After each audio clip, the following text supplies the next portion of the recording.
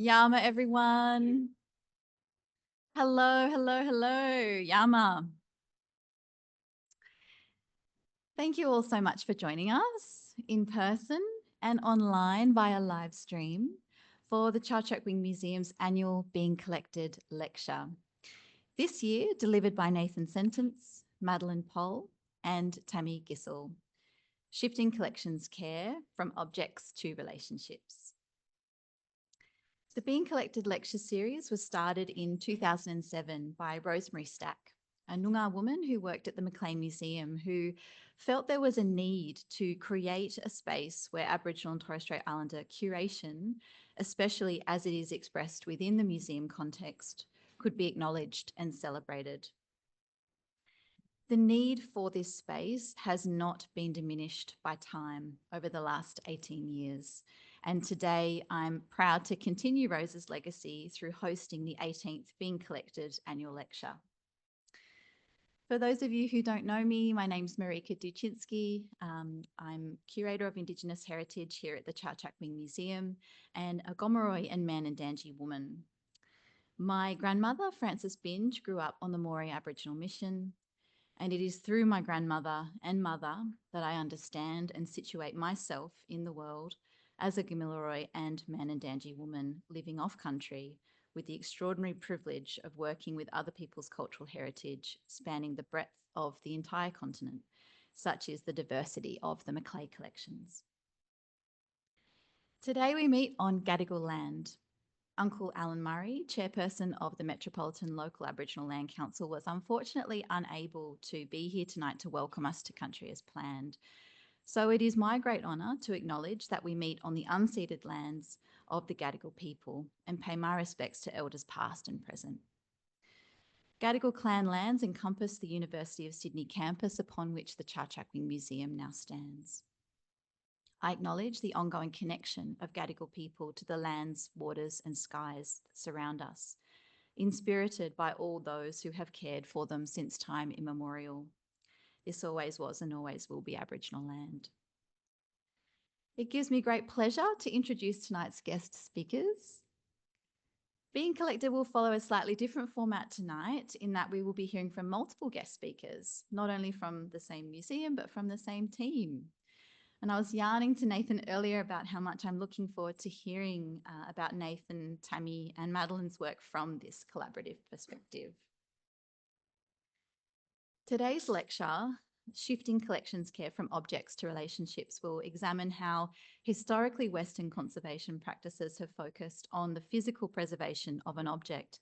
But since the inception of the First Nations Directorate at the Powerhouse is trying to shift the focus onto caring for relationships and acknowledging living connections as part of its collection management practices. Madeline, Nathan and Tammi will share how in their day-to-day work, they are trying to make this shift possible and work toward a museum collection that is created to serve First Nations communities first and foremost. Madeline Poll is an early career curator with a deep passion for preserving and showcasing the rich cultural heritage of Aboriginal and Torres Strait Islander communities. Madeline's ancestral connections are from the Loyalty Islands, Lifu, where her ancestor George Wadago brought to the Torres Strait Islands by the London Missionary Society. Through marriage, Madeline has family connections with Aboriginal, Torres Strait and South Sea Island families throughout East Coast Australia. Madeline has worked for the Powerhouse Museum for 5 years, where she began as a visitor services officer and has since been in curatorial for 2 of those years.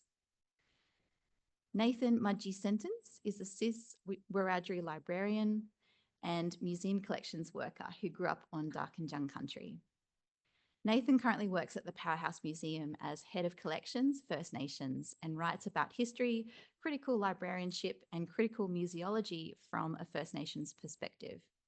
His writing has been previously published in The Guardian, British Art Studies, the Sydney Review of Books, and on his own blog, The Archival Decolonist, which I'm sure you have all read if you're anything like me, and very much appreciated. Tammi Gissell is a long-time horizon hunter descended from the Murawari Wiradjuri peoples. She is a freshwater woman with cultural ties to the Barker River in northwest New South Wales. A professional performer and performance theorist by trade, she has spent almost 3 decades in service of embodied knowledges in action. For the last 4 years, Tammi has applied her understanding of Indigenous knowledge systems to the development of culturally appropriate policy and procedure in the role of Collections Coordinator, First Nations at the Powerhouse. Tammi yearns to set the record straight about our collective human past, knowing that we are all Indigenous to somewhere and equally entitled to our old stories.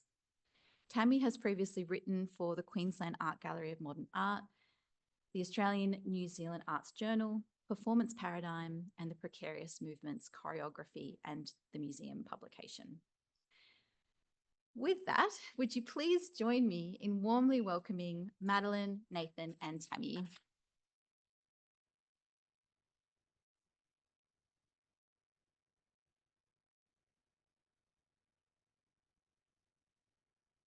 And then Guru Marika. I'd also just like to echo Marika's words and sort of say Yuru Maral Nundugi Nathan Sensu Nadi Raji Gibi Baladu Yindamalaja Gadagu Norambangu Yindamalaja Gadagu Mujigangu Yindamalaja Nadi Mujigangu, and just sort of say that I would like to, recognize that we are on unceded Gadigal land and pay my respects to the elders past and present, and to recognize their ongoing sovereignty and connection to these lands, waterways, and skies. And I think it's very important to do that because of basically what we're going to talk about is relationships and responsibilities. And so it's important to recognize the ongoing relationship and responsibilities Gadigal people have to these lands, and the responsibilities that we share in supporting Gadigal people, be the custodians of this land. At the Powerhouse, we're always yarning about, we often talk about how we acknowledge country with our words, and we always wonder how, as Powerhouse employees, we could acknowledge country with our actions. How does our collection management practices acknowledge country? How do they honor country and honor custodianship? And I guess what we're going to talk about tonight is how, in some of the ways, how we're trying to do it through honoring relationships, respecting relationships, facilitating relationships, trying to embed, be more relational in our actions that have previously siloed away from Aboriginal people and excluded Aboriginal people, and how we can sort of, and what we're going to talk about is many different aspects of stuff we do in and outside the Powerhouse, but the through line is basically relationality and about relationships.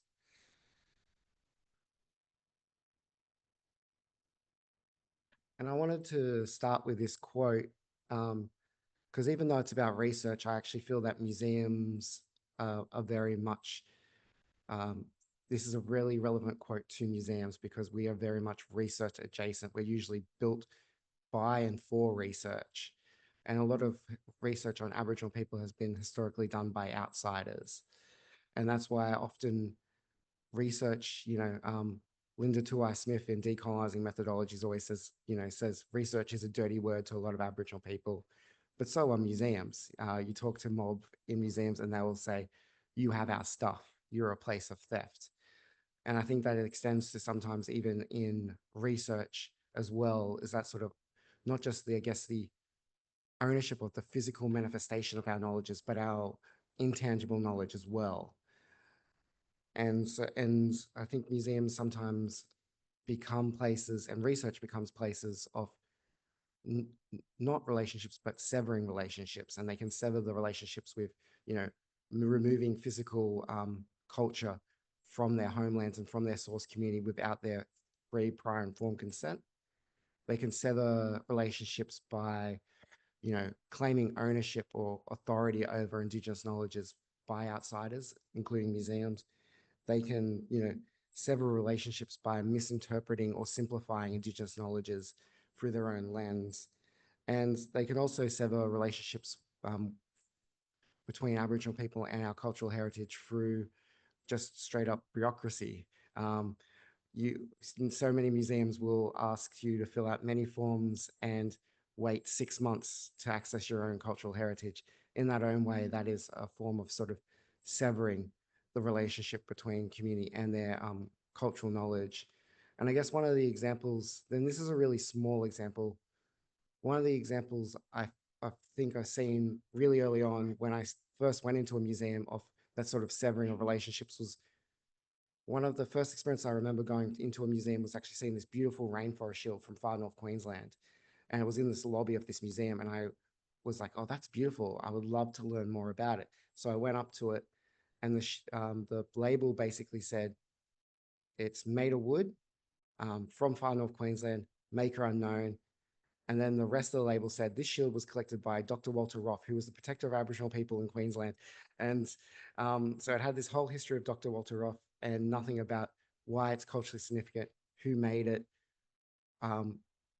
where it's from, really. And I feel like that sort of exemplifies that sort of severing of relationships. And if you will allow me to be pretentious and embarrassing, in thinking about museums and libraries and all collecting organizations and that sort of severing of relationships, I actually wrote a poem called The Right to Know, and I would like to read it if that's okay, and it's not too cringe. Um,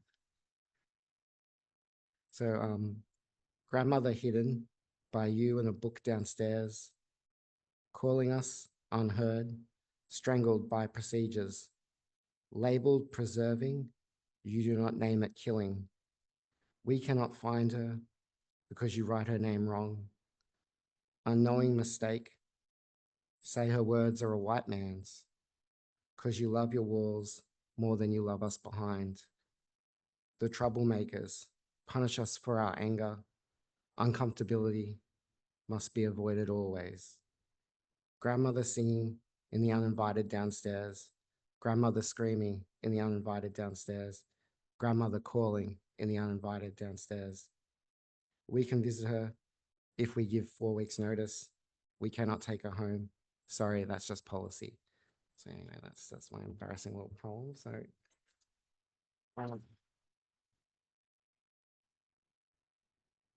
and I guess, yeah, as I've said many times, what we're going to be yarning about is relationships. So I think it's important that we sort of start off by acknowledging our own or talking about our own relationship to the knowledge that we're sharing. As this slide sort of says, we sort of reject that collections like museums, archives, libraries are neutral. We don't think they've ever been neutral. They have historically caused harm. And so rather than pretending to be neutral ourselves, what we'll do is we'll actually try to the best of our abilities to basically to put our biases on our sleeves, basically be transparent with you about who we are, what our practice is, what our ideology is, and what influences us to do the work we do. So even though Marika did a very fantastic job introducing us, we'll probably all introduce ourselves again in a little bit more depth, but mostly to explain, yeah, our relationship to the knowledges we're sharing. And I'll hand over to Maddie.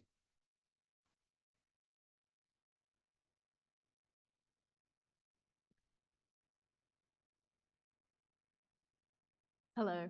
I'd like to start with a quote by our inaugural director, Emily McDaniel, who said, "As we indigenize the structures, systems, and procedures that were intended to exclude us, we divert them to create a future that reflects the truth of the past and honors our continuous cultures and connections to country."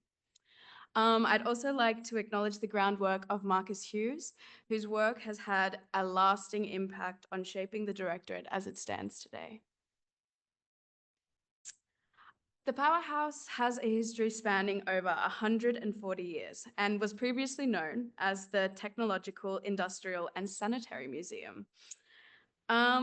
As of 2022, the collection holds over 500,000 objects, which has been accumulated over the past 135 years.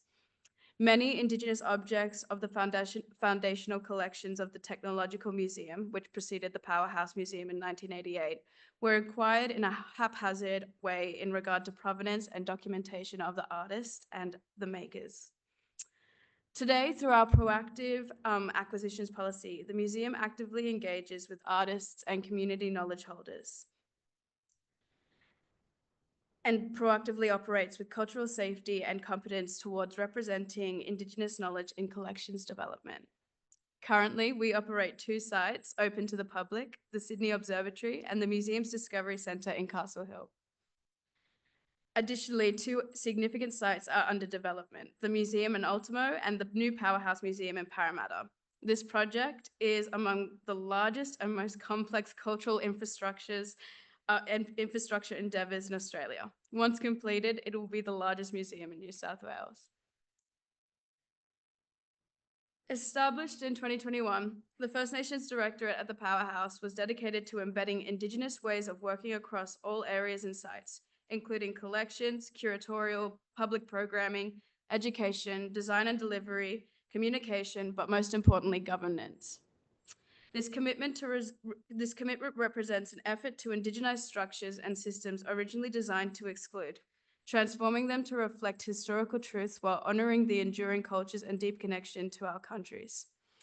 The Directorate leads a pivotal shift from a material-focused approach to collections toward one that prioritizes relationships with knowledge holders, makers, and custodians. This perspective places people at the center, recognizing the cultural and ancestral significance behind each object.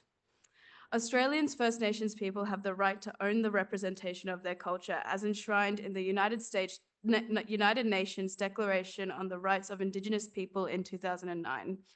They are to be seen and heard in enduring ways that prioritize self-determination. When the museum was envisioned 140 years ago, it was not intended for us. For most of the 20th century, Aboriginal culture was exhibited in museums as a relic of the past. There was no agency by the people themselves of how they were represented. 140 years later, we are here, creating spaces and asserting our self-determination to redefine what that means for the future. Many First Nations knowledges have important contributions to conversations about sustainability, adaptation to climate change, and many other challenges that current Australian faces today. Museum collection policies that have been developed around addressing the historical collection of what we know as sacred artifacts have opened opportunities for new dialogue about addressing these historical injustices through using the objects as spaces where communities can speak to future generations of their family. Our team is a small one with only 8 First Nations staff, 6 Australian First Nations and 2 Pacifica First Nations, but we continue to grow every year. In reviewing our Powerhouse collection, we found that our material comprised of around 1,300 objects out of a total of 500,000, representing just 0.03% of the collection. Most of these objects were acquired between the late 1980s and mid-1990s and seem to have been collected and the transition from paper to analog records to digital left a lot of gaps for us to fill. On this slide, you'll notice there's a greater presence of First Nations representations. These are items that depict or reference First Nations people and culture, but were not created by us. Examples of this include photographs, drawings, written descriptions, and those kitschy objects commonly found in Australian homes during the 1950s and 60s, often referred to Aboriginalia. Additionally, we had catalogued over 1,000 examples of appropriation, which may also include Aboriginalia, but this specifically involves the misuse or theft of First Nations intellectual property. This involves taking cultural designs or artworks and applying them to products like clothing or stationery, often being mass-produced. Some of these appropriations include sacred designs that were never intended to be viewed or brandished in this way. With the establishment of our First Nations Directorate, we now have a dedicated budget separate from the broader curatorial team to acquire objects created by and for our communities. Our acquisitions focus on contemporary mediums, newer technologies, digital works, and more. As mentioned, I am an early career curator, and I do have a deep passion for preserving and showcasing the rich cultural heritage of Aboriginal and Torres Strait Islander communities. My jobs at the Powerhouse include acquisitions, research and development, amending and writing statements about existing objects, and building and maintaining strong relationships with our First Nations communities, art galleries, art centres, and artists. Over many decades now, Aboriginal and Torres Strait Islander artists, craftspeople, makers, and knowledge holders have fought hard to shift the institutional voice of the museum from one that is paternalistic towards their culture to one that embraces the diverse needs of many different Indigenous communities across Australia. Traditional Western conservation prioritizes the physical integrity and longevity of objects, often viewing them as static and disconnected from their original cultural context.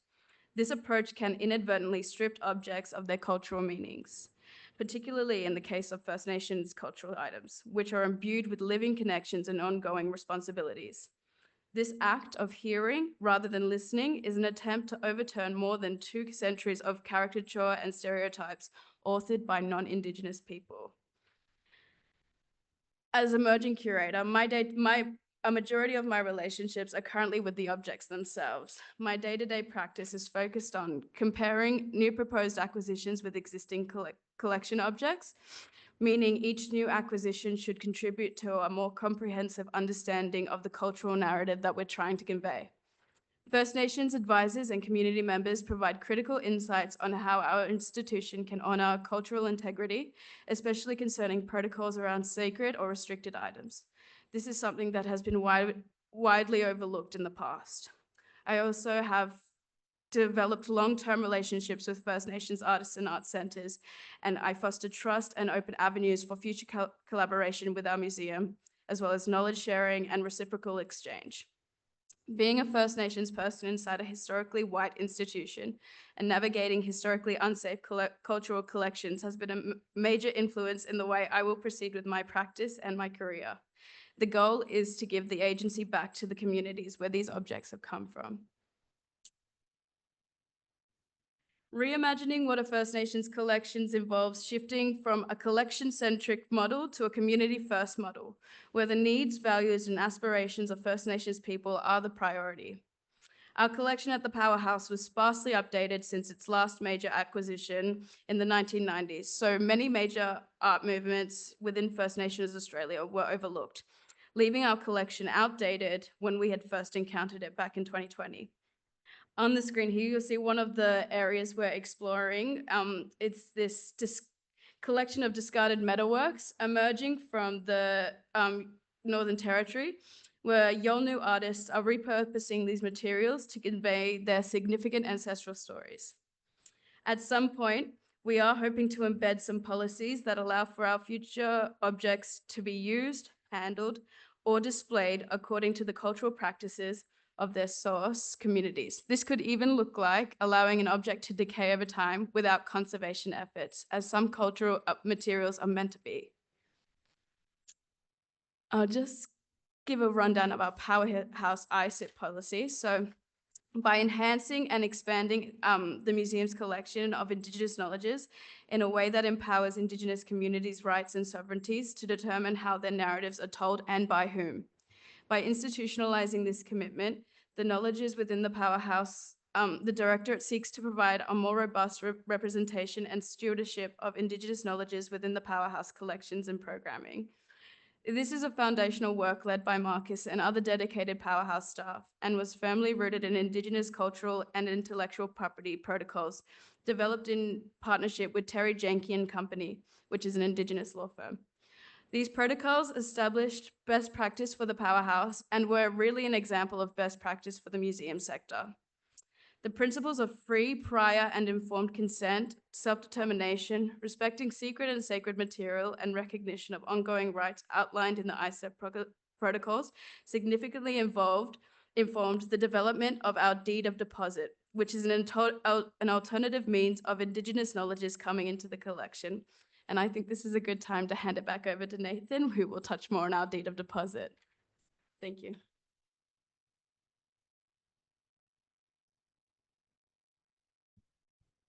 Thanks, Maddie. So yeah, I think I'll sort of start by sort of introducing myself a bit more. So I'm Nathan Sennett.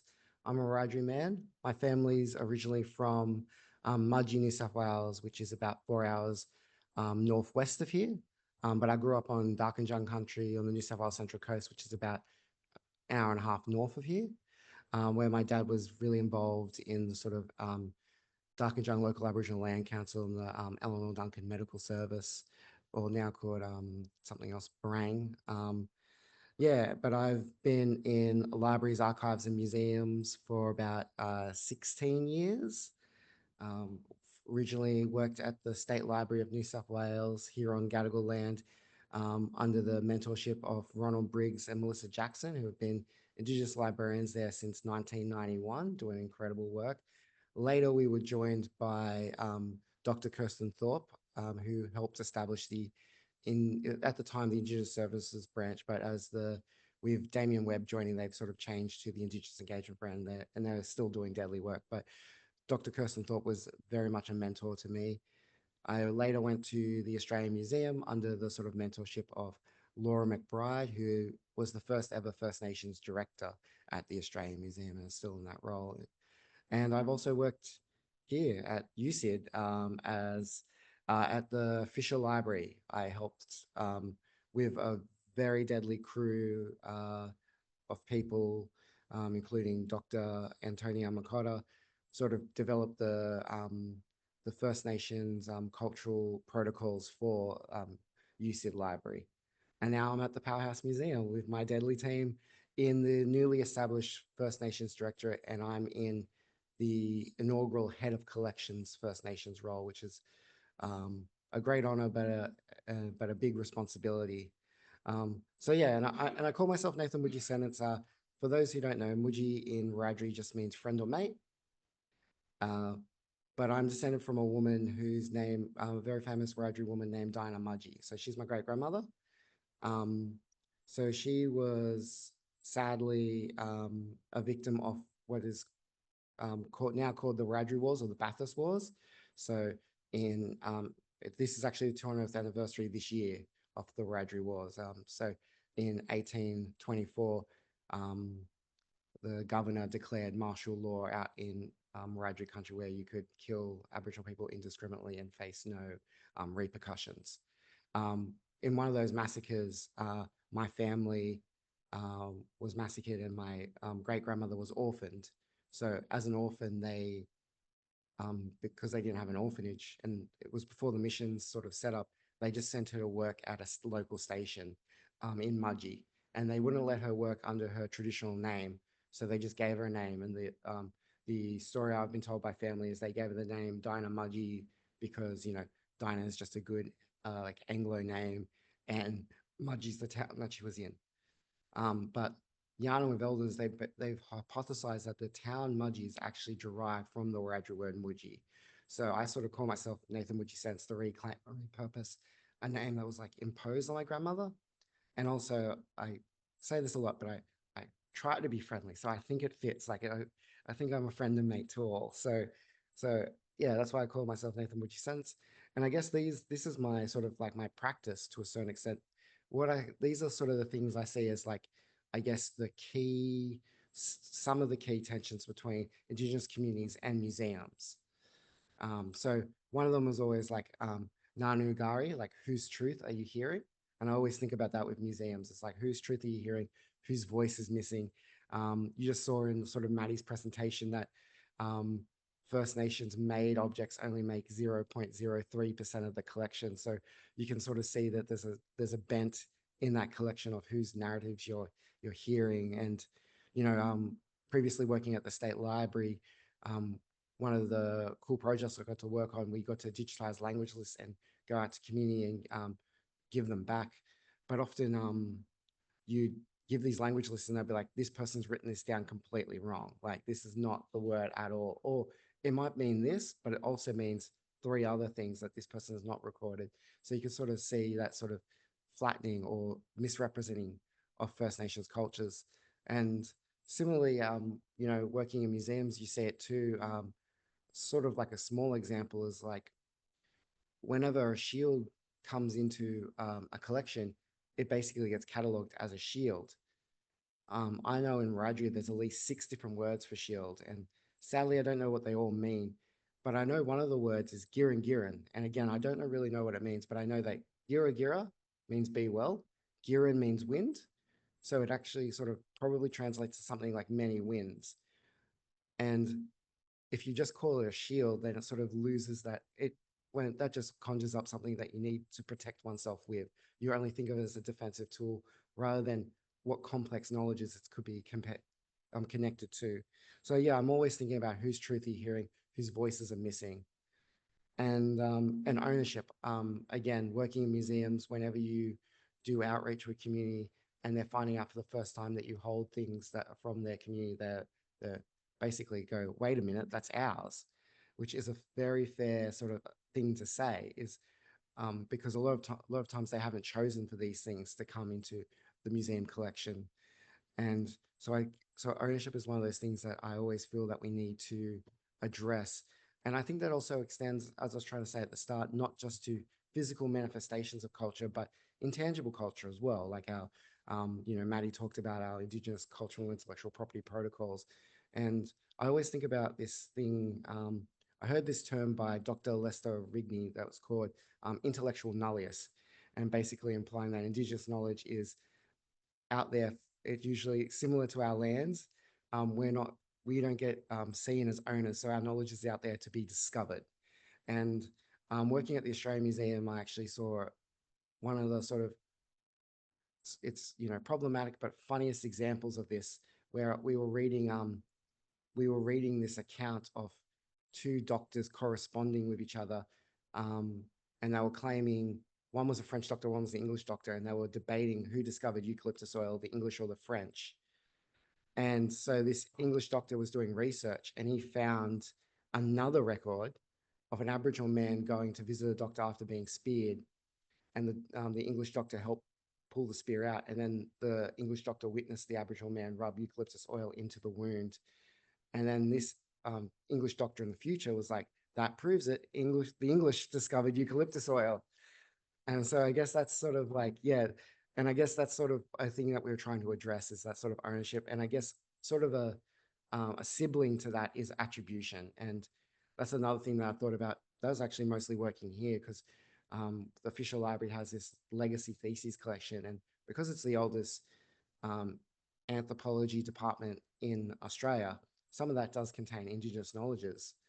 And I always think that a lot of them, would just have recorded mobs' knowledges. And I always think it feels weird as an Aboriginal person to then read those records, and then you actually have to cite a non-Indigenous person when you're trying to sort of write about Indigenous knowledges.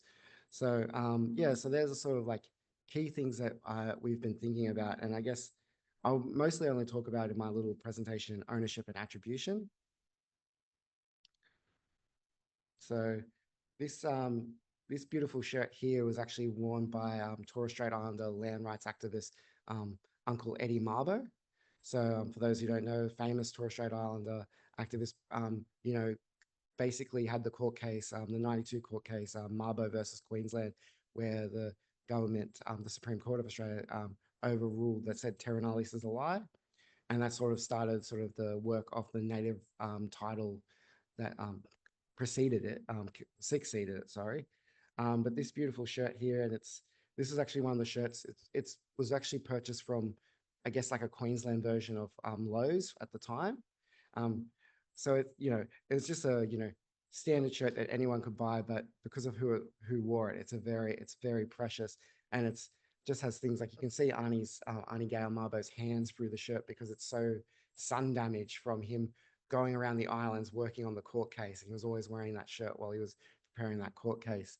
And so Arnie Gale Marbo is now the custodian of their shirts. And in 2017, which was the 25th anniversary of the Mabo decision, Marcus Hughes worked with the family to exhibit the shirts at the Sydney Observatory. Arnie Gale really liked how respectful the Powerhouse was, and she did not have the means herself to preserve the shirts. So she asked if she could donate them to the Powerhouse. And we were, of course, like, we would love that. And then we gave her the usual donation paperwork that we give everyone who's donating to the Powerhouse. And she saw that it basically said that the Powerhouse, therefore the New South Wales state government, would own these shirts in perpetuity. And she was like, hold on a second. And if you think about the legacy of what her father was doing, of fighting colonial property rights in a sort of land aspect, you can sort of see that why she would have a challenge with of like colonial property regimes in like sort of this sort of cultural heritage space. So because of that, and because we were already working with Dr. Terry Janke, we started developing a thing that we call the deed of deposit. So that sort of got started at that time. And because it's about relationships, it did take a long time to finalize. And we um, you know, just in 2022, we were able to finalize the deed of deposit. And this was the first one we do. But now it's become a method of us acquiring material. So the long and short of it is the deed of deposit means that the Powerhouse will care for the cultural belongings, but we don't legally own them. That Auntie Gal Marbo still legally owns these shirts. So we just use our staff and resources to preserve them the best we can, but they are legally Auntie Gale's.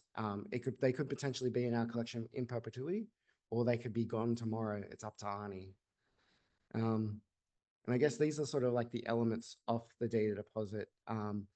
It basically it's basically a contract. And all it really does is basically make sure that we uphold what we said to do. And it, as I say, it makes sure that it states who the legal owner is, which is Auntie Gale in this example. We also ask, you know, if the material holds any ISIP and what our ISIP responsibilities could be. As Maddie was saying before, like we also want to understand that in terms of preservation. And we've had different yarns with different mob, and there's different examples that we've thought about. You know, there are some mob who don't want things to be preserved unnaturally, so they would just prefer that the Powerhouse care for it as long as we can, but let it naturally deteriorate. Or there's other mob that are happy for us to preserve, you know, make interventions where necessary, but would like to be only after we seek permission from them. So if we see there's something that we need to do to fix you know, a cultural belonging, we have to reach out to them first. And we've also had, you know, with our second deed, the person who deposited basically said, I just trust the museum. Like I you have the expertise.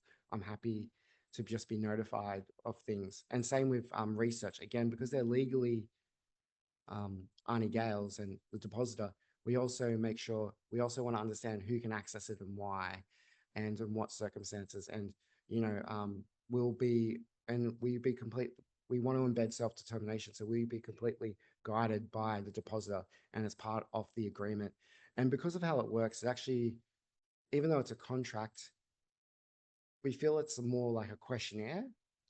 And the way we sort of figured the best approach to it is it can't be a document that we send to the depositor over email and then they fill it out in their own time. We really need to sit with them and go through each question and write it down as we're yarning, and also to give examples, because like sometimes people don't think about what it might mean to be in a museum, for example. So we basically say, you know, this means it will be in storage here. It might be moved if we have to move our storage for whatever reason. So we just explain these things so they can understand, and then, you know, express their concerns if they have any, or their protocols. And another thing we do is we want it to have perpetual ownership. So we will basically say, in, you know, it's morbid, but like in the unfortunate instance of you passing away, who do you want to be the next custodian of these shirts? So we know who to contact in the future, and then we can work with them to figure out who's next after that. So they'll be perpetually owned by the community. And yeah, we love this sort of mechanism of acquiring, because we feel, talking about relationships previously, as Maddie was sort of saying, as museums have been exclusive. So we really need to build the trust. And we feel like this is a mechanism of building trust, but also I also like it as a mechanism of accountability. If the Powerhouse started doing the wrong thing, Auntie Gale could take those shirts back, as I was saying, tomorrow, because they're legally hers. So we better treat them right and do the right thing. There's also a mechanism of making sure that we continuously serve the community, because right now what the community needs is those shirts being preserved, and we have the resources and the really talented staff that can do it. But maybe in 30 years, they'll build a Marbo museum up north, and what would better serve the community would the shirts be up there. And this makes the sort of de-accessioning and getting it back to the community so much easier. So I guess that's one of the ways we're sort of like trying to address ownership at the Powerhouse. And with like attribution, I guess this is a really small example of attribution, but something that we've done recently, as I was saying, like a lot of times with records, you'd get like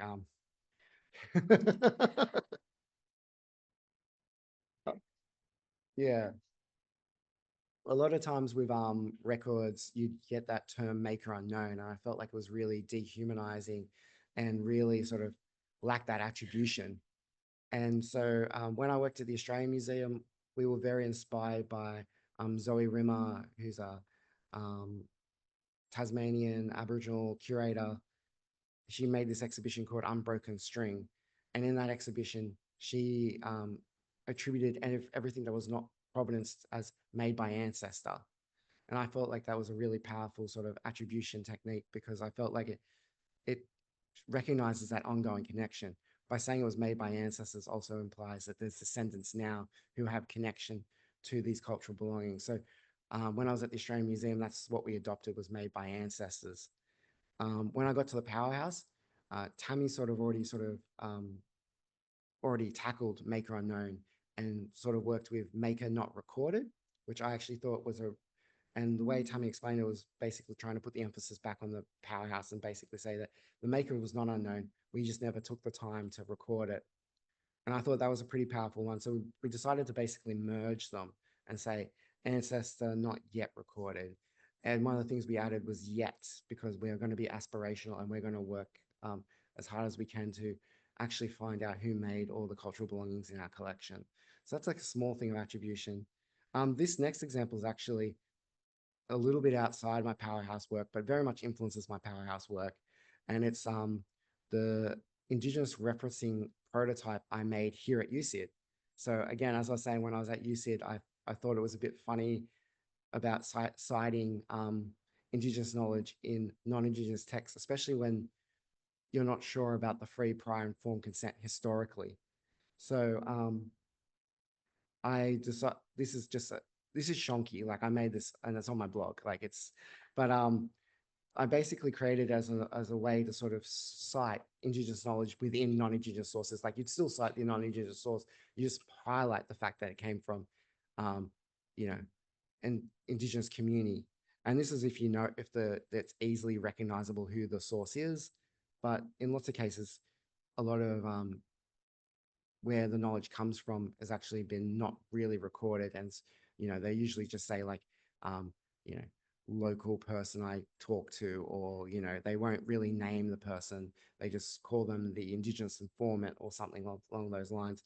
So I also did one where it's more like you could kind of say like Wiradjuri knowledge cited in X, Y, and Z, or if you can't even get that, you can at least say Indigenous knowledge cited in this.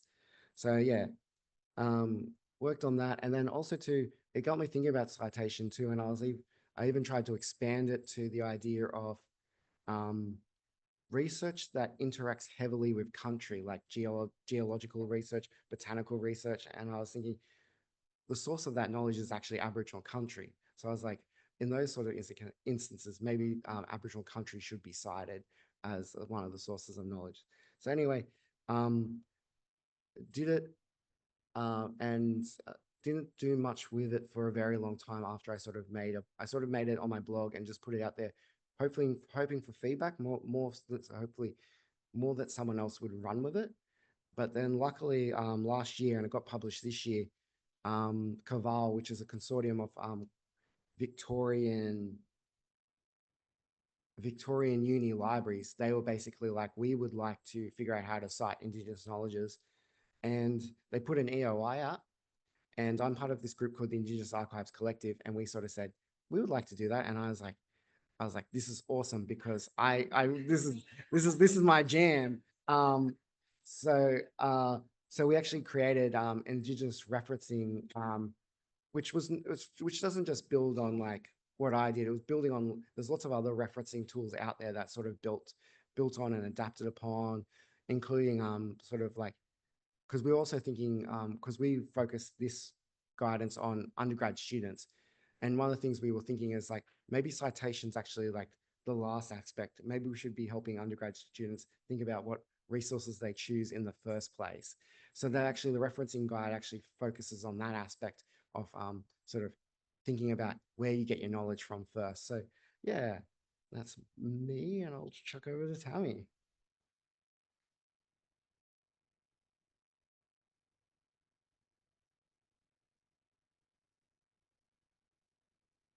Gee whiz, there's some big shoes to fill. Yurdu Marang Majigalang, Yuanadi Tammi, Baladu Wiradjuri, Baladu Marawari, Yinawagadeen Bergji, Nadu Yinjamali Barkabilla, Nadu Yinjamali Gadigal Nurambang. Good evening, my name is Tammi. I'm a Wiradjuri and Marawari woman, as you know, from Freshwater River people, and I would like to also pay my respects to the Gadigal of yesterday and today and tomorrow, and to thank you for having us here tonight. I'm Burke born and bred, and I'm a dancer by trade with responsibilities to the Barker River up past North Burke. My Nana May grew up on the Barker and what was called the Water Reserve in North Burke, which was essentially a tent mission. My father was a shearer and a bore gorger, like his father and his father before him. And that will become relevant a little bit later on. I'm very fortunately the collections coordinator, First Nations at the Powerhouse, under the expert guidance of one of our great thought leaders, Nathan Mudyi Sentence, and I'm equally blessed to work alongside Madeline Poll, who is fast becoming a really important and significant voice in the galleries, libraries, archives and museums field. I see my primary role at the museum as one of setting stories straight, of keeping records in a state that they can be carried forward and carried backward. I want those records to reflect the truth, no matter how hard it is to cop. I want our collection to be able to withstand the tests of time, to be fortified and protected and held onto, not a collection of things, but a collection of thoughts made manifest. The only real way to achieve this is to breathe life back into our collections by reconnecting them with their community of origin, in facilitating critical visitation for people to spend time with their belongings and their ancestors imbued within. I'm a dirty researcher by heart. I love nothing more than the detective work of sorting out records that have been misidentified, maligned, unattributed, obfuscated, and downright stolen or lied about. I'm one for the underdog at the best of times, but when it comes to my people, I turn bloodhound.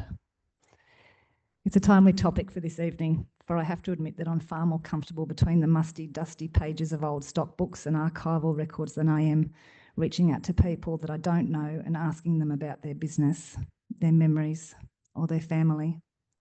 Especially when institutions of memory, like museums, have been sticking their noses in Indigenous people's business and getting it really, really wrong for a really, really long time.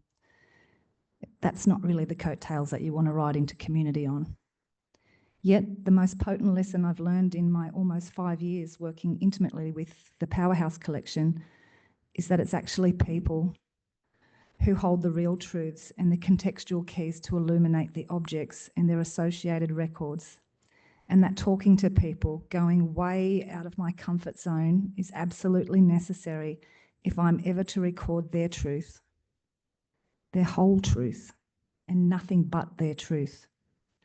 So this evening, I'm beyond thrilled to share with you just a very small glimpse into one of the most incredible experiences I have had here at the Powerhouse when it comes to the importance of relationship building in revealing the truth of an object. And it's not an object, actually, it's a subject. But most importantly, how being in relationship with the legitimate story holders of our collection deeply informs its actual care.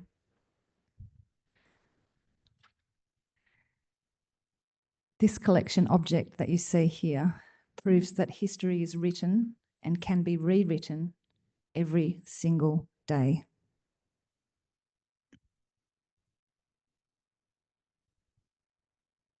On February 5th, 1924, William Austin Sr. was travelling by night deep in Kokatha country on what would now be regarded as remote outback South Australia.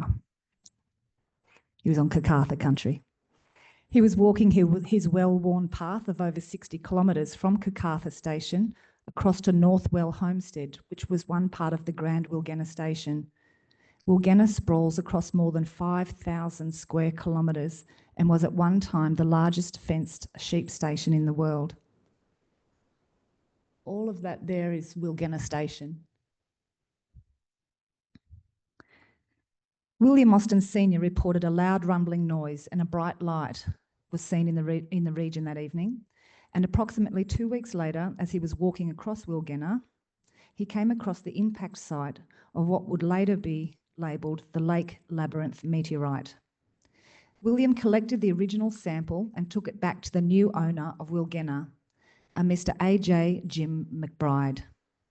Jim's family had only just purchased the property not long before that, and bless him, at only 18 years of age, he was sent out there to manage it. Jim was now in charge.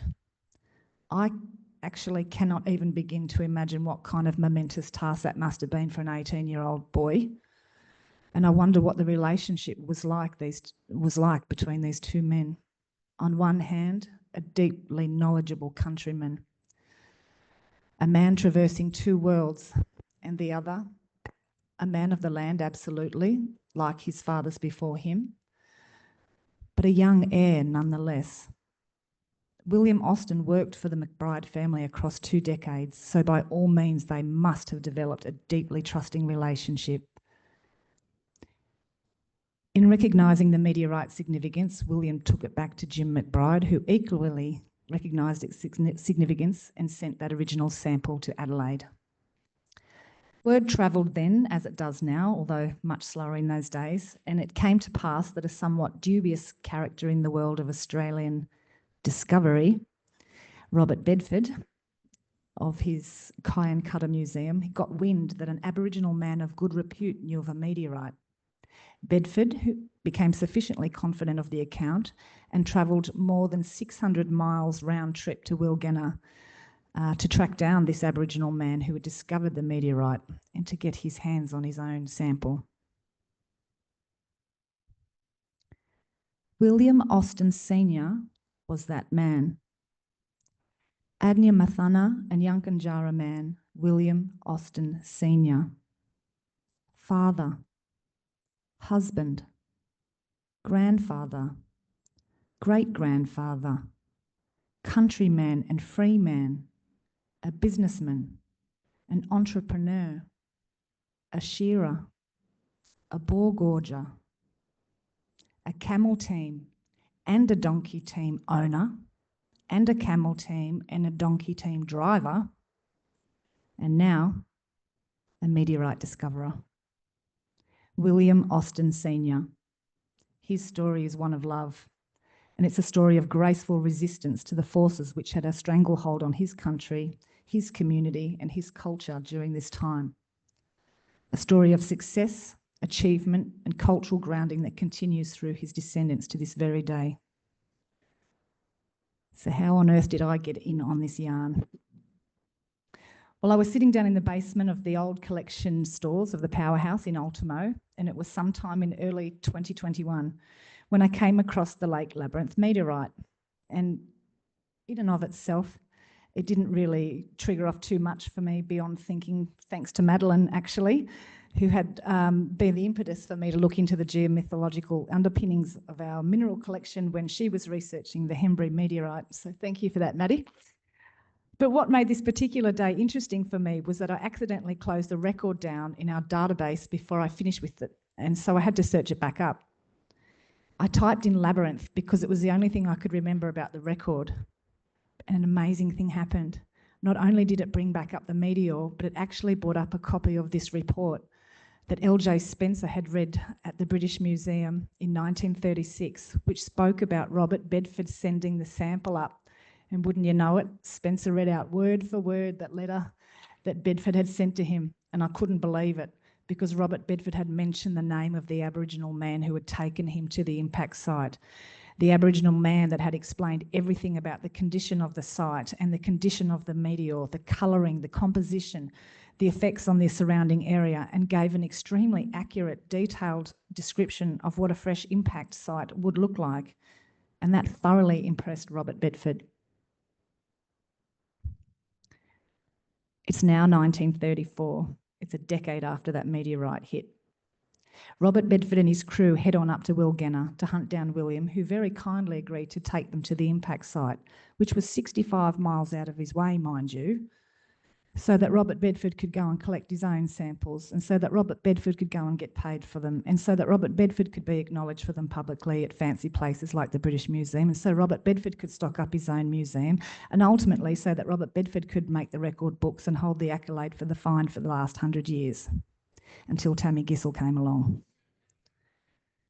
So, to Bedford's credit, he actually named William Austin in his letter to the British Museum when he sent the samples over there. And so this is how I'm actually able to share with you this extraordinary story this evening. So this is what Nathan's talking about. It's that constant sitting with the trouble of having to go to another source who wrote down the story, you know. I cannot tell you what a rare grace that is to actually have had an Aboriginal guide named in full. You know, to have any Aboriginal named in these colonial discoveries was exceptionally rare. And if they were named, they would often, you know, at best be patronising or downright incorrect or offensive at worst. Names would often be abbreviated to the diminutive, or generic terms like Black Boy or Jackie Jackie would be used to refer to the assistant or native guide to these finds. So to have a first and last name and associated places of employment, I just knew this was someone I was going to find. I was going to track him down somehow, someday. Robert Bedford wrote, "He was a most observant and intelligent man. His name, Billy Austin." I remember sitting back in my chair and thinking to myself, wow, I actually can't believe he gave him his name. And I wondered if I'd be able to find his descendants. This old fellow was a shearer, just like my dad and my granddad. He also gouged out boars. He carted around that huge boar gorging equipment across sweltering, relentless country to drill down for water, just like my dad and my pop. And before him too, shearers and boar gorgers, hard, hot work. This was getting personal. I was also pretty sure that this was an important event, that meteorite fall and the find, and so I started going down the rabbit hole, and I did reach out to Will Genner a few years ago to ask them if they knew anything about the meteorite or had records of an employee named Billy Austin or William Austin in their archives, but I didn't have any luck back then. I didn't get past the secretary. Here is some more of the typed original letter from Bedford to Spencer at the British Museum. I've actually tracked down the handwritten versions of these in the secretary's drafts as well, if anyone's interested. William's account is evident, you know, that it was indeed an eyewitness account as the science correlates to his testimony. So after not having much luck a couple of years ago, I made a mark of it in my book and thought, right, I'll get back to this. Fast forward to the start of this year. I'm sitting in a meeting that I actually shouldn't have been at, where there was discussions about potential items for an exhibition where certain meteorites were getting proposed, and I sort of spoke up and said, I've actually got a really good yarn about one of the meteorites that we've got here it's actually found by an Aboriginal man, and we know his name and could probably find his family. Why don't we tell his story for a change? And lo and behold, you wouldn't believe it, about 2 seconds later, one of the people in that meeting actually sent me a message and said, hey, are you talking about Billy Austin from South Australia? I think I might have went to school with his great-grandson. And I thought to myself, nah, no chance, how could that be? Anyway, so I said, hang on a minute, I'll give you a ring. So we got on the phone and we started yarning, and lo and behold, the more he was talking, the more I was thinking, hang on, I think this might actually be it. So he got on the phone to ring his good mate Clayton from school that he went to school with and had basically grown up with and had actually been adopted into this Aboriginal family. He's an ally family, non-Indigenous boy that had basically been raised up with this black family, you know, been adopted into this family. It's Billy Austin's great-grandson. So Billy had decided, Uncle William Austin Sr. had decided it was time for this story to come out. That person in the meeting, who I have to acknowledge, actually turned out to be the exhibition decorator, and his name is Andy McDonald. What are the actual chances that he grew up and went to school with William Austin Sr.'s great-grandson, Clayton Cruz? And what is even the chances that I happened to be in this meeting accidentally and that I wasn't even supposed to be there? And this only happened because he knew the yarn. He knew the story. He had a relationship with the people who hold the story. I'd never met Andy before. I'd never even worked with him or whatsoever, but here I was being thrust into a new relationship automatically. A gift of the opportunity to connect with someone who knew this family that I'd actually been trying to track down for over 2 years. Whew. So what actually has happened practically? What's different now? What's different now that, you know, we've reached out and made connection? Well, first thing, I got the kahunas to get back in touch with Will Genner and ask better questions. And I've actually started a bit of a new relationship with Jim McBride, the grandson of the original Jim. And he's actually the family historian who was never given my email in the first place. He was so keen and so generous with his time and actually knew a lot of these old stories. He was really generous with his time. He went out of his way to track down the local historian, Robert Munro, out that way. And Robert Munro was actually someone who grew up at a time when William was around and was actually quite well known around the time. So I got to hear all these beautiful stories from not only William's family, but from the family of the station as well, who were in relation, you know. So now we have a relationship with families of the story holders from more than one side, you know. So I started cleaning up and developing our own collection records, including better history and context and a statement of significance and references to the literature that's actually already out there and available. And it really supports William Austin's testimony and also Bedford's confirmation of it. And we can really put this in our online collection. It will also inform, you know, future interpretations and exhibitions. But the next most exciting thing is getting in touch with and now having a really positive working relationship with my new mates over at Johns Hopkins University at the International Meteoritical Society. I have to give full props to Andy because it was he that actually gave me the nudge about the International Registry. I had looked up the Lake Labyrinth meteorite find on the International Registry and just seen the usual, oh yes, blah, blah, blah, blah, blah, Robert Bedford, happy days. But it was Andy that actually gave me a nudge, and he'd seen the actual registry and he said, well, that's incorrect. I went, yeah, I know. And he said, well, you should tell them. I went, actually, I hadn't thought of that. So I emailed them with all of the information. And so I did. And I submitted a formal request to review the available literature. And I provided copious evidences, including all the original documentation from Bedford's personal correspondence files, an endorsement from the South Australian Museum. And then the nomenclature committee of the International Meteoritical and Planetary Sciences Committee actually met, and they ultimately voted unanimously to amend the international record of the fall and the find to acknowledge and confirm William Austin Sr.'s role in its discovery. More than 100 years after the events, William has now finally gotten his due credit. In the end, it only took 8 people across 3 institutions, 3 family members, 2 blood and 1 adopted, a local historian and a committee of 12 scientists from such esteemed places as MIT and Johns Hopkins, less than a few months after reviewing the available facts to set the record straight. When this journey began, I didn't know that William Austin Sr., referred throughout Bedford's letters and other publications on the history of the region as Bill or Billy Austin, would turn out to be one of the most well-known personalities in his region in his day. And the more I've dug, the more I've learned about William Austin Sr., and I encourage you all to do the same. This is only one small glimpse into the life of an extraordinary man. Honestly, who would have thought that a little old rock could bring so many people together? And for what better purpose than telling the truth and fortifying the truth about a man who has contributed so much to this meteorite's discovery? I have so many people to thank in this, and this is just, these are some of the relationships, well, these are some of the extra relationships that I've had to enter into to actually just tell the truth.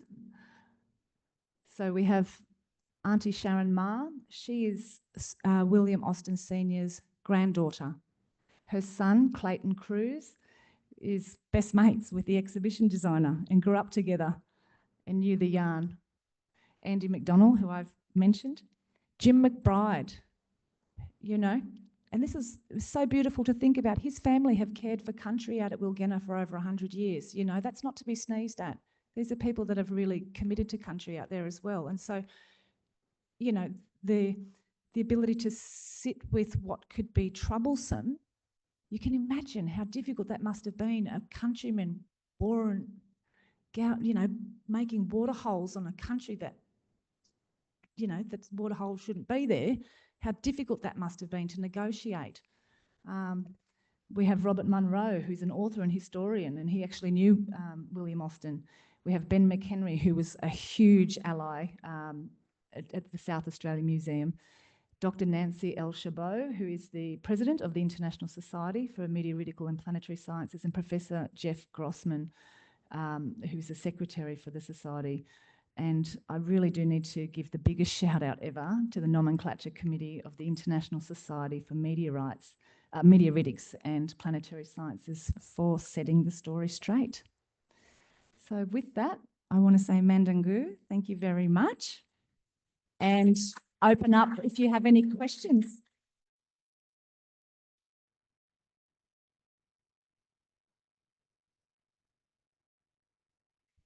Wow, thank you so much, Nathan, Madeline and Tammy. Your work at the Powerhouse in contemporarily navigating this space and the really complex legacies you've inherited is incredibly vital. And I, for one, am feeling really inspired, and I'm sure others in the audience are too. So with that, we're going to open it up to some questions now. And I just ask that if you do have a question, if you can raise your hand and we'll come and find you with the microphone, just to ensure that others in the auditorium hear you and also people who are joining us on the live stream.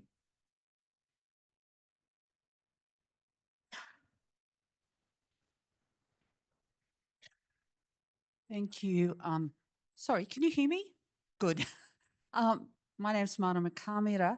I've got a quick question about the your taonga, so your what you have.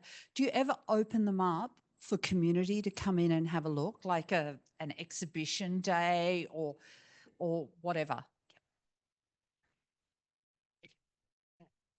That's such a good question, Kia ora. Thank you, Marama.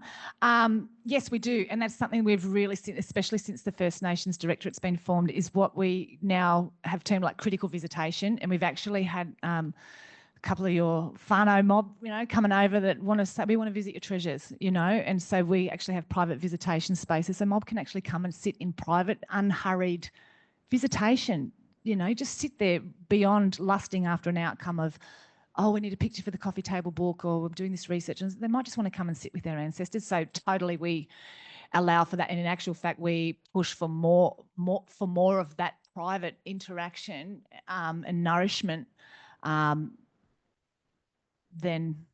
the kind of, outward external stuff. We just hosted some countrymen today from Pacifica, and it was just incredible because we learn so much about our collection.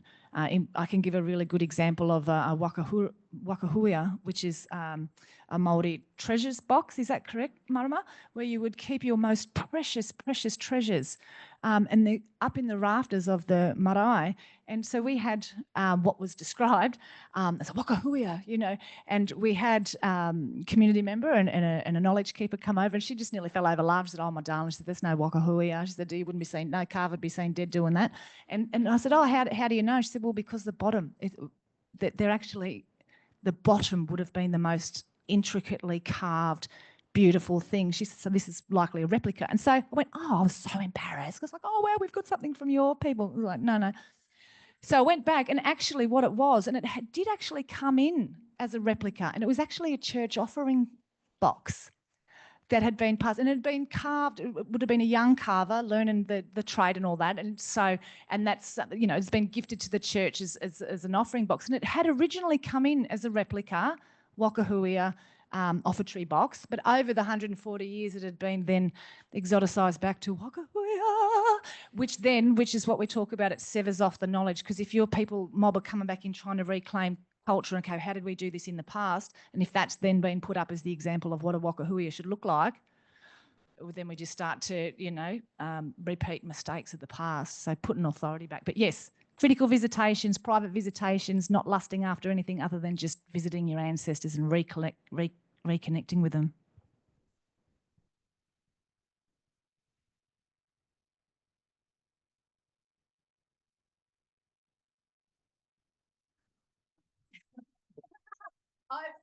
I've made so many notes.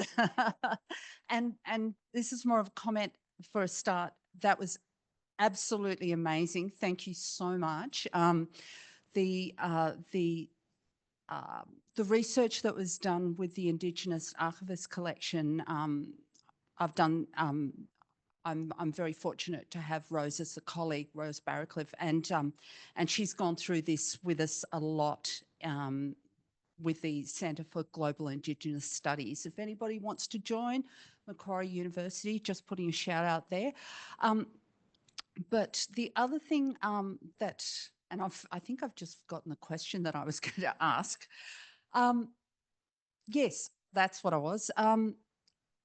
How do you, when you don't know the provenance of something, how do you reconcile that in an exhibition? And the reason why I ask is because last year we were in the UK and we were at the Exeter Museum and we walked into an exhibition, and my daughter, who is currently studying museum design and archivist, she wants to be an archivist, another Indigenous archivist, became very upset because Aboriginal artefacts were side by side with Māori artefacts, were side by side with Pacifica artefacts. There were combs with so-called cannibal forks. They were all everywhere.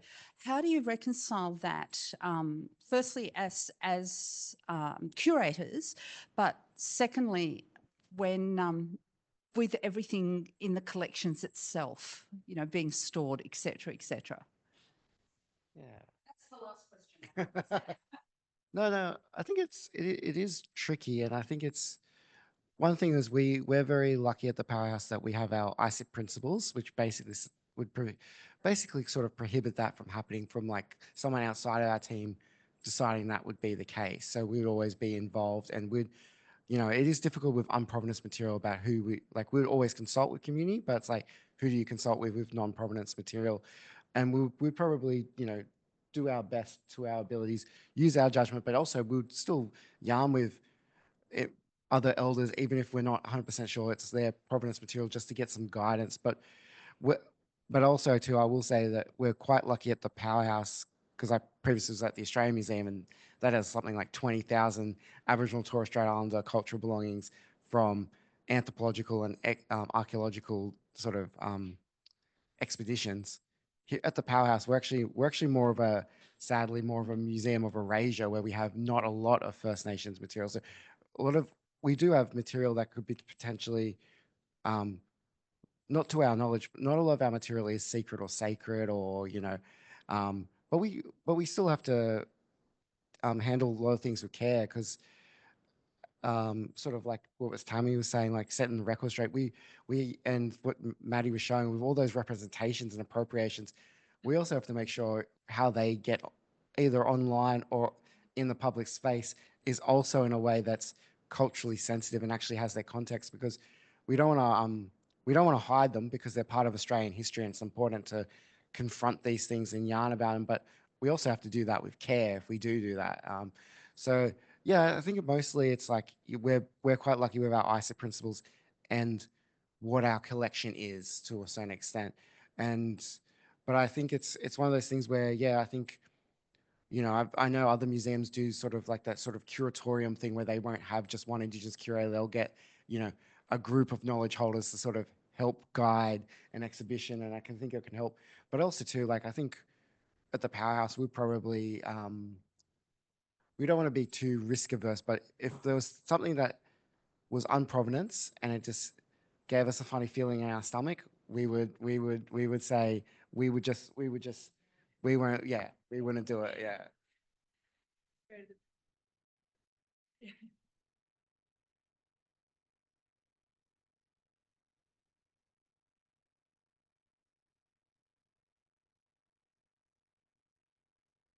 Hi, I'm Candice. I work here at the Chak Museum, which is really great. And thank you so much for all of your insights. I really appreciate learning from you guys tonight. More of a technical question, I suppose, especially around like your deed of deposit. Like, especially like how does that differ, I suppose, from like your loans and things like that and that terminology? But also, like, do you have like time frames around re-upping that kind of conversation? Is that kind of part of the protocols? And yeah, what is that kind of timeline kind of look like, I suppose? Yeah, we've actually just been recently having these conversations. So we really did, originally we were going to, because it was easier in our EMU database, which is our museum database, it was easier to basically say the deed is just a loan. But we decided against it because we really want to differ. Like we thought a loan's very specific. This is not a loan. This is the deed. But we still use some of like the loan functionality with how the deed works, which includes having a loan period expire. But we're using that. We're going to do that for every 2 years, mostly to just use as a thing to notify the mob and basically say, hey, this is the condition it's in.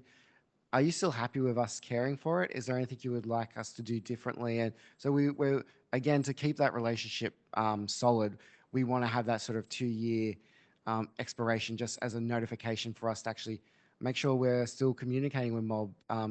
Also too, because I think like one of the issues with like, even with the Powerhouse, with makers that we've purchased from like in the 90s, no one's reached out to them for so long that now when we try to reach out to do consultation when we want to put something on exhibition, those phone numbers and emails do not work anymore. So I think having a consistent flow might be an opportunity to make sure also that we're still in contact, so we don't have to worry about in 30 years trying to madly find who's who and, you know, stalking people on LinkedIn to sort of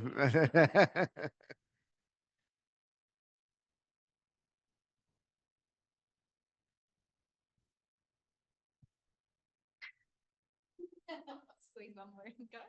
I just I'm really curious about the Indigenous conservation kind of efforts, and it's something I'd never quite considered before tonight. And I was wondering if you can kind of talk about whether there's a need for First Nations curators and that expertise in curation, and if there's, I'm assuming, a gap in knowledge and a role that could be, you know, needed in museums and galleries. I go first. Yeah. No, because I 100% think it's important.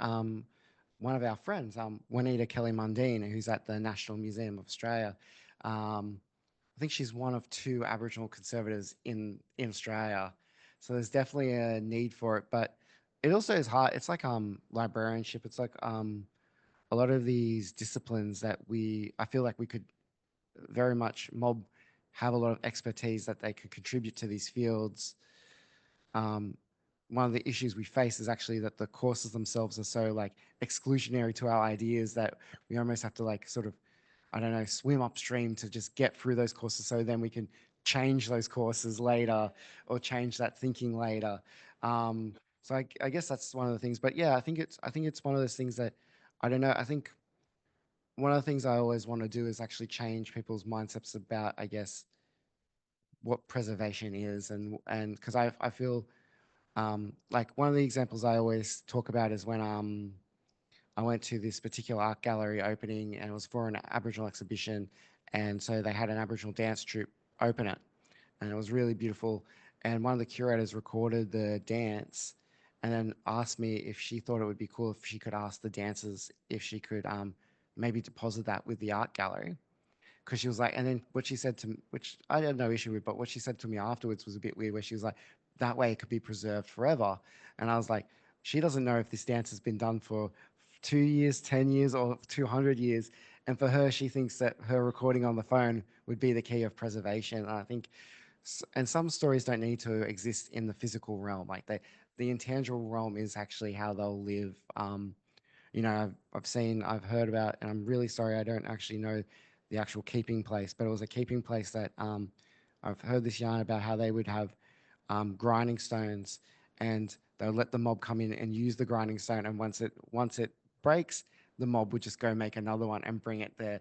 And that's the way to actually, because at the end of the day, what you're trying to preserve is like the knowledge, yeah, and knowledge can be preserved better in people than databases. So I think that's the yeah, I guess there needs to be sort of a preservational shift. Do you have any? I just want to jump on what Nathan was saying too about constantly coming back to who actually has the authority to speak on this thing. Like I couldn't speak to ceramics and fancy paintings and oil paintings and all that. So of course you'd have your experts in that. So why wouldn't you have an expert in this thing? So that's the need thing. But what Juanita really opened my eyes, Juanita Kelly-Mundine, who, as Nathan said, is one of our two, I think, Indigenous conservators who came from, paintings conservation, but had come from a really politically active and socially active and incredible, family line.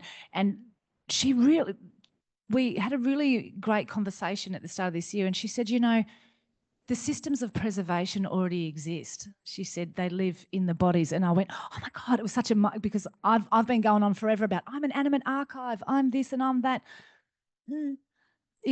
So they're not manila folders, they're paws, or whatever. What's the storage system? It's in the souls. Like, for instance, I can speak for dance. So the knowledge of that dance passes directly from body to body to body to body.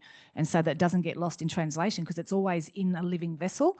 And so, yeah, that's definitely one thing about if you actually sit and talk with a community, they will actually have already a system in place to preserve that knowledge. And whether it's in the actual doing, it's the embodied knowledge of it, or the repetition and reflection of the song, the songs, the dances, the designs, all of those intangible expressions of information. Even when you see like the Gaelic women and they're singing and they're moving the textile around the table, and it's all, we're all in this together, but it's all living in the body. But if you just learn the song and never actually have the action, you'd never get the fabric around the table, it's in the doing. So, and I think, and then the next thing for conservation is, again, realising that there's not a blanket all for all bark paintings are going to be this and all bark paintings are going to be that, or all, woodwind instruments are going to be this or whatever.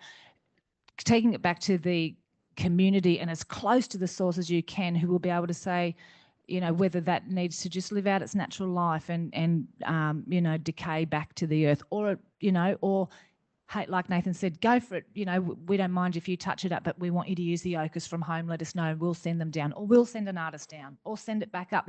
Giving the authority back to mob to actually speak on their things, and recognising that there is a system that already exists, and if it hasn't been, if it's been taken away from the community, there is absolutely every opportunity for them to reclaim it more often than not through the information that your institutions hold. So, kind of kicking open the door and putting a chock in for the next person to follow in behind you is a big thing, but putting authority back to the people who actually have the authority to speak on it is your best bet, I think, when it comes to conservation and preservation, because, there's no use collecting a lawnmower, man, if you've never read the manual or you've never spoken to a rider, it's just a piece of metal.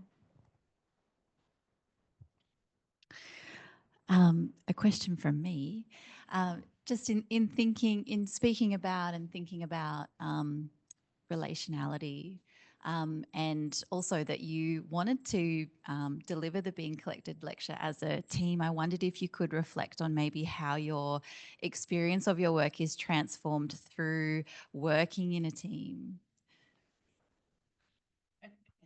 Think about it for a second. I think I will always admit that I've been very lucky with my museum practice. I think we were yarning before where I've been very lucky to be one of a team always. And I think that's been very helpful. And it's one of the reasons why I've been able to sort of, stay in this sector for as long as I have. I think it's because I've been protected by other people in the spaces. I won't name names, but but I remember one time being new to a workplace, and this one of my the more senior Aboriginal person was talking in a meeting, and I was nodding along to what they were saying because I was agreeing with what they were saying. And after the meeting, they came up to me and said, "Thank you." And I was like, "What for?" I was just sitting silently in the meeting, nodding her head. And she's like, "Usually I'm confronted with cranky faces, and this was the first time I had someone in the room that was agreeing with what I was, positively agreeing with what I was saying. And it made me realize that, yeah, it can be sort of sometimes a lonely place. And with my blog, when I first started that was just because I was a junior person at the Australian Museum and I had a lot to rant about and no venue to, no avenue for it. But I didn't think anyone would read it or anything like that. And I remember getting an email from someone from a major museum who was the only black fellow there, and then basically saying, thank you for your blog, mostly because, yeah, similar to that other story, they were like, it made me feel not crazy because what you're saying is what I experienced. So she made her feel like she had solidarity, and I'm very lucky in the team I'm in. Like we're Maddie and Tammi are incredible, and they actually did a lot of work before I even got to the Powerhouse. Like there was a big sort of digitization project, and they really sort of audited that collection, found out what was in the collection, started some of the dialogues that I was allowed to, we can sort of build on now, but it was really their work. So yeah, it's just good to have people that you can sort of yarn with and share space with and debate and, yeah, and merge ideas. So, yeah. Just that we're a community, I guess. Yeah. And as First Nations people, we've always worked together as a community. And I think as somebody who's up and coming in this industry, it's been so great to learn from Nathan and especially Tammi as well. It's, yeah, we work together as a community, really. Yeah, I can only just reflect that we're so blessed to work under the guidance of Nathan. Like Maddie said, we started, well, actually Maddie was before me at the Powerhouse, and I had engagements with the Powerhouse previously, but as a performer, as a performing body, I was the Indigenous object on show. So I know what it is to be shown in context and out of context too. But when I came on to work and Madeline and I were on the same team, so we spent 2 years down in that basement, and Charmaine can attest, this is our incredible logistics manager who had worked out all of our packing. And to answer your question, Marama, it was Charmaine here who actually sat and listened to us about, and then because we have obviously other staff members who come from a Hindu background or a Buddhist background, and they'd say, oh my goodness, look, I know you're the First Nations people, but hey, that Buddha shouldn't be sitting next to that Buddha. Can you do something about it? And it was incredible because then all the relationships that we're starting to build between other people of culture who've also could speak to their sacred materials, you know, so that just the love that was flowing out of the First Nations team. We just had, it was called the Aboriginal and Torres Strait Islander Assessment Team, and we were like little oddities. I'm telling you, we were kind of like 8 little black fellas that were running around, had no idea, but we all came from different, we knew our culture and we knew where we were coming from. We had fashion experts, political, you know, like social comms, posters, early Redfern medical, you know, days, you know, fellas that knew all about dendroglyphs. You know, we had, you know, Maddie, who had come from a really strong cultural background and understanding collections, you know, myself that was a performer. There was we all came from different backgrounds, and we came together and were able to audit everything. And so the trust that we built between us 8 people, and the trust that we built between our little black team and all these other non-Indigenous people who were kind of looking at us and wondering what we were doing in the safe, and wondering, well, what on earth could you possibly find in the safe? And I'm like, well, those candlesticks have got boomerangs on them, so like I need to look after them.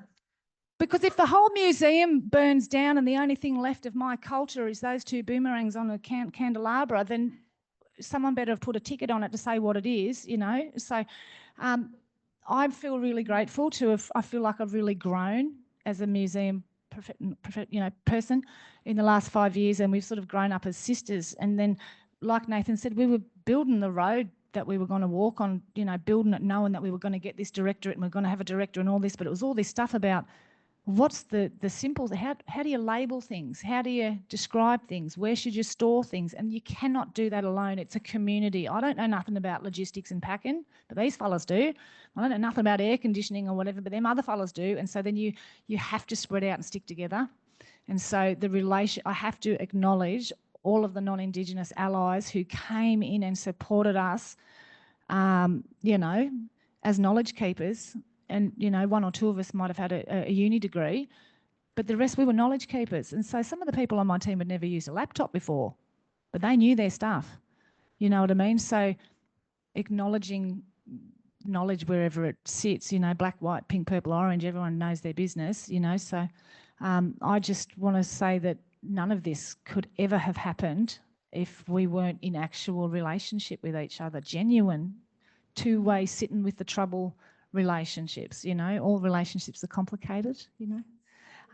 But we have a very patient and generous team. So, yeah, we're fortunate. That's a great answer. Thank you all so much. I think that's a really good place to leave it and to wrap it up for this evening.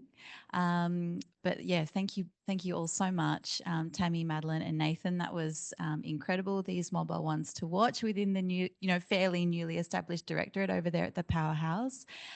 So would you all join me in thanking Tammy, Madeline, and Nathan?